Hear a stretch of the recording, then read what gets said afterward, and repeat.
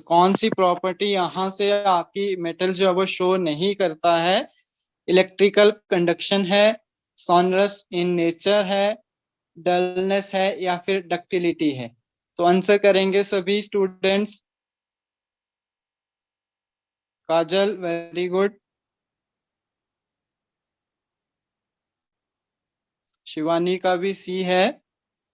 कौन सी प्रॉपर्टी हमने पढ़ा था कि जो आपके मेटल्स होते हैं गुड कंडक्टर होते हैं इलेक्ट्रिसिटी और हीट के। फिर हमने पढ़ा था कि उनके अंदर टेंसिल प्रॉपर्टी होती है, तो सॉनरस वहां पे आपका जो है वो उनके अंदर प्रॉपर्टी होती है। डक्टिलिटी भी वही चीज है कि खींच कर हम उनको क्या कर सकते हैं, तारों की फॉर्म में जो है वो बना सकते हैं। तो यहाँ से आपका जो ऑप्शन नंबर सी है इसका बिल्कुल सही आंसर आ जाएगा कि ये प्रॉपर्टी जो है वो आपके मेटल्स जो है वो शो नहीं करते हैं। क्लियर है सभी को पहला क्वेश्चन? नेक्स्ट क्वेश्चन का आंसर देंगे।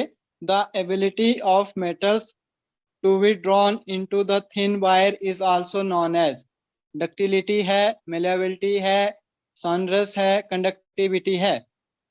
तो ये भी अभी मैंने पिछले क्वेश्चन में बताया आपको कि जब हम क्या करते हैं किसी मेटल को हम पीट कर जो है वो वायर की फॉर्म में बना देते हैं या फिर बन जाता है कोई मेटल, तो उस प्रोसेस को डक्टिलिटी जो है वो बोला जाता है। तो यहाँ से ऑप्शन नंबर ए आपका जो है वो बिल्कुल करेक्ट आंसर आ जाएगा इस क्वेश्चन के लिए। तो सभी का बिल्कुल सही आंसर है। डन है सभी को?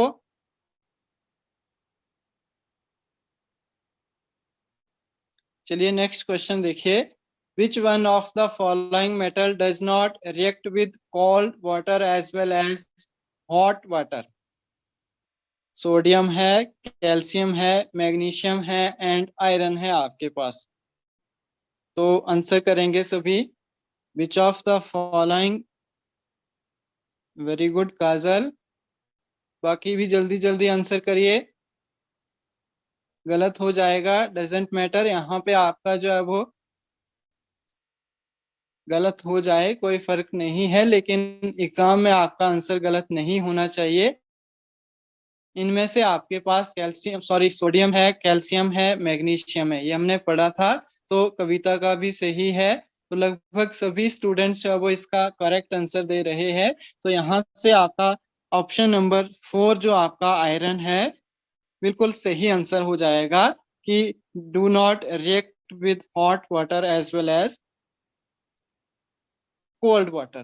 तो यहाँ पे इनसे रिलेटेड मैंने चीजें भी लिखी है, तो आप यहाँ से नोट कर सकते हैं कि आपके पास कौन कौन से मेटल जो है वो कहाँ कहाँ जो है वो एग्जिस्ट करते हैं। तो मेटल लाइक दैट आपका एल्यूमिनियम हो गया, आयरन है, जिंक है, they do not react either with cold as well as cold water, but on reacting with steam they can form metal and metal oxide plus hydrogen। ये हमने चीजें जब chemical properties इनकी discuss की थी वहां पे मैंने रिएक्शन के थ्रू सारी चीजें जो बताई थी कि किसकी जिनकी रिएक्टिविटी हाई रहती है उनका कौन सा रिएक्शन होता है, बाय प्रोडक्ट में हाइड्रोजन आता है और नहीं आता है। तो ये सारी चीजें हमने पढ़ रखी थी। नेक्स्ट क्वेश्चन आता है आपके पास, the composition of aqua regia. तो जल्दी से कमेंट करेंगे कि dilute HCl, concentrated HNO3, concentrated HCl, dilute HNO3, concentrated HCl, concentrated HNO3, या फिर आपके पास dilute hydrochloric acid, ratio dilute nitric acid. तो कौन सा प्रोसेस रहता है इसके अंदर? और सबसे पहले आपके पास एक्वा रिगिया होता क्या है? तो एक्वा रिगिया आपके पास जो है वो एक क्या है, रॉयल वाटर है। यहाँ पे देख लीजिए, उसके बाद हम क्वेश्चन करते हैं। एक आपके पास एक्वा रिगिया जो है वो रॉयल वाटर है जिसके अंदर हम डिसॉल्व करके रखते हैं Nobel metal, metals like that आपके पास गोल्ड हो गया, प्लेटिनम हो गया। आफ्टर दैट इसका जो कंपोजिशन होती है उसमें कौन कौन सी चीजें आती है? तो नाइट्रिक एसिड आता है प्लस हाइड्रोक्लोरिक एसिड आता है। तो एक आपके पास आपका नाइट्रिक एसिड आता है, और 3 जो है वो इसमें HCl लगते हैं। तो यहाँ पे देखिए, यहाँ पे एक आपका सिक्का रखा हुआ है, तो ये आपका किसके अंदर है? एक्वा रिगिया के अंदर है। और इसमें जो आपके पास कंपोजिशन रहती है वो रहती है, किसी स्टूडेंट ने सही आंसर दिया था, डाइल्यूट आपके पास hydrochloric acid and concentrated nitric acid, और कंपोजिशन कितनी है? 3:1। तो ऑप्शन नंबर ए जो है वो इस क्वेश्चन के लिए बिल्कुल सही आंसर जो है वो आपका आ जाएगा।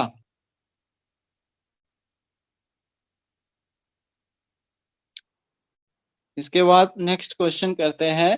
तो galvanisation is the method of protecting the iron from rusting by the coating of with the thin layer of, किसकी हम करते हैं? थिन लेयर किसकी जो है वो हम वहां पे जो है वो चढ़ाते हैं। तो ये तो क्वेश्चन काफी इजी है और पीछे एग्जाम में जो है वो आ भी चुका है। तो गैलीलियम है, एल्यूमिनियम है, जिंक है, या फिर सिल्वर है। तो आयरन को प्रोटेक्ट करने के लिए बेसिकली हम जिंक की जो है वो कोटिंग करते हैं। तो यहाँ से आपका जिंक जो है वो इस क्वेश्चन के लिए सही आंसर जो है वो हो जाएगा। तो ऑप्शन नंबर सी जो है वो बिल्कुल सही आंसर है इस क्वेश्चन के लिए। आफ्टर दैट ये चीज मैंने अभी आपको थोड़ी देर पहले बताई थी, और इसका आंसर किसी का भी गलत नहीं होना चाहिए। Stainless steel is very useful material for our life. In stainless steel iron is mixed with. तो इस तरह का होता है स्टील, तो आप सभी डेली लाइफ में भी इसका काफी यूज करते हैं। और आपको पता भी होना चाहिए कि कंपोजिशन किनकी किनकी रहती है। तो आंसर बताएंगे सभी। निकल एंड क्रोमियम है, कॉपर एंड क्रोमियम है, या फिर निकल एंड कॉपर है, या फिर कॉपर एंड गोल्ड है। तो आंसर करिए सभी। इस क्वेश्चन के लिए क्या आंसर हो जाएगा? अभी हमने पीछे डिस्कस किया था स्टेनलेस स्टील के लिए। जल्दी से आंसर करिए भाई। क्या ऐड करते थे हम आयरन के साथ?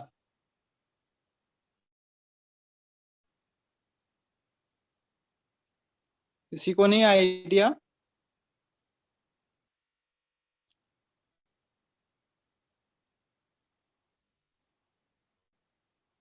मैंने क्या बोला था कि स्टेनलेस स्टील में आपके पास क्या होता है? क्रोमियम आपने याद रखना है। तो क्रोमियम जब आपका आ जाता है, तो इन तीनों की कंपोजिशन से आपका जो है वो स्टेनलेस स्टील जो है वो बनता है। कहीं कहीं आपको कॉपर भी देखने को मिल सकता है क्रोमियम के साथ। तो अकॉर्डिंग टू द क्वेश्चन आप जब आंसर करें, फर्स्ट प्रेफरेंस आपकी निकल को होनी चाहिए क्रोमियम के साथ। सेकंड ऑप्शन एक ही चीज दे रखी होगी वैसे तो, अगर कॉपर और क्रोमियम भी आते हैं तो वहां से भी आपका आंसर जो है वो सही होगा। और अगर तीनों पूछे जाते हैं कि मिक्सचर ऑफ स्टेनलेस स्टील जो है वो क्या होता है, तो आयरन, निकल और क्रोमियम आपका आंसर जो है वो होना चाहिए। नेक्स्ट क्वेश्चन आता है, generally non metals are not conductor of electricity. हमने पढ़ा भी था ये चीज कि आपके नॉन मेटल्स जो होते हैं वो they can not conduct with electricity. Which of the given is the good conductor of electricity? अब हमें जो है वो क्या दे रखे हैं? नॉन मेटल्स दे रखे हैं। डायमंड है, यहाँ पे सल्फर है, ग्रेफाइट है, और फुलरीन्स है। तो कौन सा आंसर सही होगा इसमें? ये हमने पढ़ा भी था कल। तो आंसर जो है वो ग्रेफाइट में। सभी का बिल्कुल करेक्ट है कि graphite is the good conductor of heat and electricity. और due to the presence of, किसकी प्रेजेंस, क्या होते हैं उसके अंदर, क्या बताया था मैंने कल? Lead. Due to the presence of free electrons. ठीक है, काजल का बिल्कुल सही है कि उनके अंदर फ्री इलेक्ट्रॉन्स होते हैं। ऐसा क्वेश्चन आजकल थोड़ा डीप जा रहा है एग्जामिनर, तो ऐसा भी पूछ सकता है कि ड्यू टू द, किसकी वजह से वो good conductor of heat and electricity हो सकता है। तो फ्री इलेक्ट्रॉन्स वहां पे आपका जो है वो आंसर आना चाहिए। इसके अलावा हमने एक चीज और पढ़ी थी कि इसको अदर अनदर नेम से क्या जाना जाता है?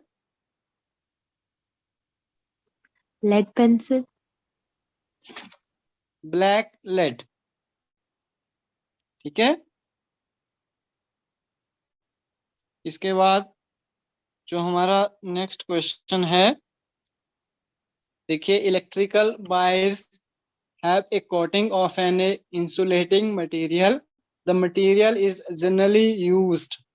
जो आपके पास इलेक्ट्रिकल वायर्स होती है उनके ऊपर जो कोटिंग की जाती है किसी एक इंसुलेटिंग मटेरियल की जाती है, तो उस मटेरियल का यूज मेनली कहाँ कहाँ देखने को मिलता है, या फिर कौन से उस प्रोडक्ट का फॉर्मेशन जो है वो किससे हुई होती है। तो यहाँ से आपके पास सल्फर है, ग्रेफाइट है, पीवीसी है, या फिर ऑल कैन बी यूज्ड। तो आपने नॉर्मली भी देखा होगा कि पीवीसी की जो आप लाइटिंग वगैरह करते हैं तो वहां पे पीवीसी जो है वो आपकी उनकी पाइप्स वगैरह जो वो यूज होती है बेसिकली। तो उसमें आपके पास पॉलीविनाइल क्लोराइड जो है वो यूज होता है, तो हम पॉलीमर्स में इसके बारे में जो है वो डिस्कस करेंगे। तो यहाँ पे इतना समझ लीजिए कि वहां पे जो आपके पास मटेरियल यूज होता है वो पीवीसी का होता है, और पीवीसी की पाइप्स वगैरह में जो है वो ज्यादातर इसका यूज देखने को मिल जाता है। इसके बाद नेक्स्ट क्वेश्चन आता है, the rusting of iron is take places in ordinary water में, डिस्टिल वाटर में, या फिर बोथ आपके पास ordinary as well as distil water. तो रस्टिंग ऑफ आयरन जो है वो कहाँ कहाँ जो है वो एग्जिस्ट करती है, कौन से प्रोसेस में जो है वो बेसिकली एग्जिस्ट करती है।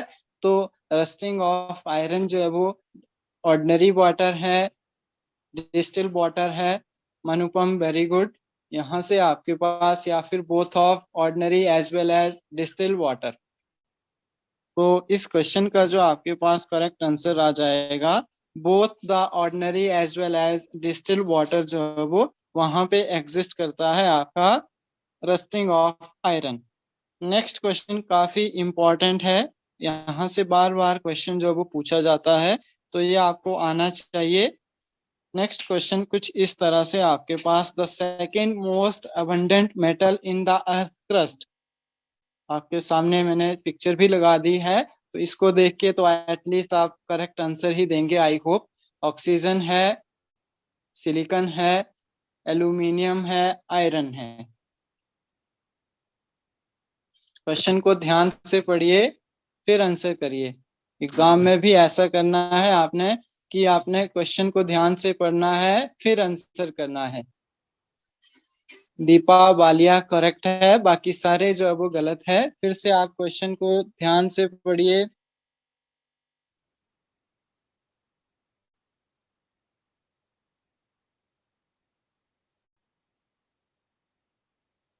The second most abundant metal क्या बोलता है, अगर आपसे पूछा जाता नॉर्मली कि नॉन मेटल जो है वो सबसे ज्यादा जो है वो कौन सा एग्जिस्ट करता है अर्थ क्रस्ट पे, तब आपका आंसर होना चाहिए था ऑक्सीजन। ठीक है, अब क्वेश्चन पूछा गया है कि सेकंड, अब फर्स्ट भी नहीं है, सेकंड मोस्ट अबंडेंट पूछा है और पूछा है मेटल। अब हमने पढ़ा था कि जो आपका फर्स्ट मोस्ट अबंडेंट मेटल था वो कौन था, एल्यूमिनियम। पढ़ा था, सभी को याद है। यहाँ पे यस क्या सर। पूछा है कि सेकंड मोस्ट अबंडेंट, तो यहाँ से आप देखो कि इसके बाद जो आपके पास मेटल आता है वो आता है आयरन।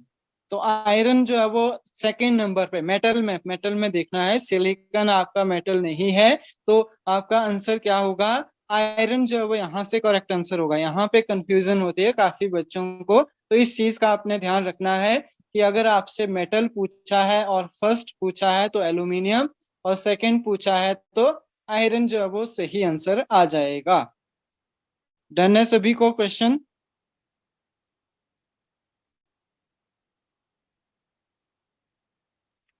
नेक्स्ट क्वेश्चन का आंसर करेंगे, which of the try following are not ionic compounds. तो आयनिक कंपाउंड्स के बारे में भी आपको मैंने बताया था कि आयनिक कंपाउंड्स कौन से होते हैं।